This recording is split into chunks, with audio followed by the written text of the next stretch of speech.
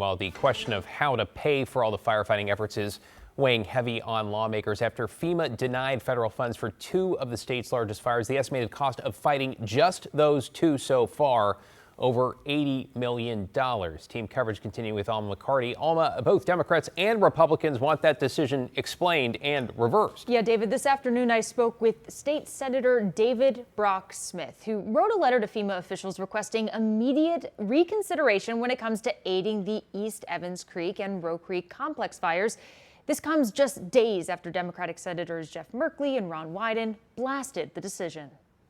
On Friday, FEMA authorized the use of federal funds, fire management assistance grants, to combat the Fox fire burning in Baker County, Oregon. Federal officials finding it threatened to cause such destruction as would constitute a major disaster, the fourth such declaration this fire season. This is an unprecedented fire season, right? And we're not even in August yet, and we still have 2 months of fire season to go. However, two major wildfires, the East Evans Creek in the Rogue Valley and the Roe Creek complex in central Oregon, were denied this FEMA funding, stunning lawmakers on both sides of the aisle. Senators Wyden and Merkley questioning why in a letter to FEMA, arguing both wildfires met the threshold for aid, and Oregon needs everything it can to fight them. We're working to mobilize every asset possible in terms of both firefighters and fire equipment.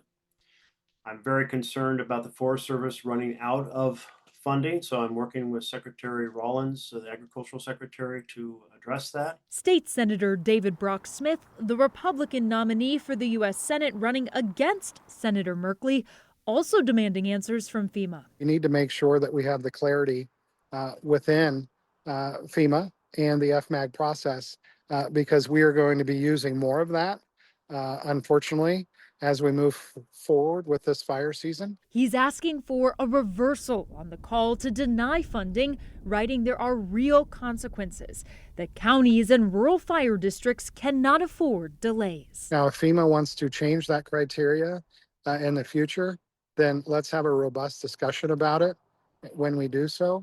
But let's not do that during wildfire season.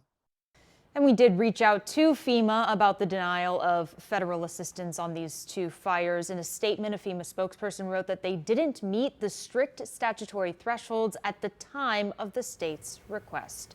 David? Though perhaps bipartisan action could get results. Thanks, Helma.